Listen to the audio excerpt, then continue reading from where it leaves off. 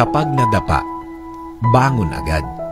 Malayo-layo na rin ang narating mo sa buhay. Marami ka nang pinagdaanan. Marami na ang eksena na nagbigay ng lesson sa'yo. Marami ka nang natutunan na hinayaan ng Diyos na mangyari. Dahil nga sa aral na kailangan mo. Marami ka na ring eksena na pamilyar ang title ng topic natin ngayon. Kapag nadapa, bangon agad. Lagi namang sa huli ang desisyon na pagbangon ay nasa iyo. Niwala sa Diyos yan. Well, gusto naman palagi ng Diyos ay makamove on tayo ng mabilis. At bilin din niya na ibigay sa Kanya ang lahat ng sakit na nararamdaman natin sa buhay. Ulitin ko, kahit ang Diyos gusto niya tayong mag-move on, pero kung ikaw ayaw mo, wala naman siyang magagawa. Pero kung susundin mo siya at sa bawat pagsunod sa Kanya ay may katapat na biyaya, siguradong may magandang mangyayari kung susundan mo ang gusto niyang mangyari. Lahat naman yan ay nasa pagbangon natin.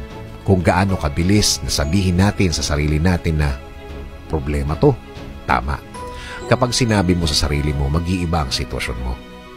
Lalo na kapag sinabi mo sa sarili mo na hindi mo ito kakayaning mag-isa at kailangan mo ang guidance ng Diyos, na kailangan mo ang presensya niya para mas mapagaan ang pag-iisip mo ng solusyon.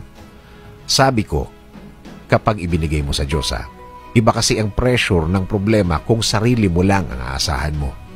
Kung sarili mo lang ang didiskarte. Parang may anong bigat kasi, iniisip mo na ikaw nga lang.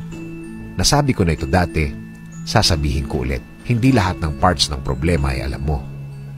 Lahat ng levels, lahat ng side, talagang kakailanganin mo ang tulong ng Diyos.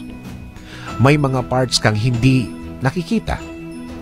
Kaya yan ang aasikasuhin o part ng aasikasuhin ng Diyos para sa iyo. Kung aasahan mo siya, magiging magaan din para sa iyo ang pagharap sa problemang yan. Oo naman, pwede naman nating asahan kahit na anong oras ang biyaya ng Diyos. Pwede bukas, mamaya, o kaya ngayon na. Yun yung point kaya kaya mong bumangon agad-agad. Dahil hindi lang sa sarili mo ang aasahan mo, may aasahan kang pangmalakasan na makakatulong sa'yo. Ganyan naman ang buhay, mas mabilis kang nakaka-move on sa isang problemadong sitwasyon. Mas nakikita mo ang ganda ng mundo. Mas nakikita mo ang provision ng Diyos sa ating buhay. Alam mo, paminsan-minsan, kailangan din natin magdrama kapag may problema. Hindi mo naman mayaalis yan . Pero, wag na wag kalilimutang may Diyos na handang tumulong at sumuporta sa lahat ng oras. Sabi nga sa Isaiah 41:10, "So do not fear, for I am with you.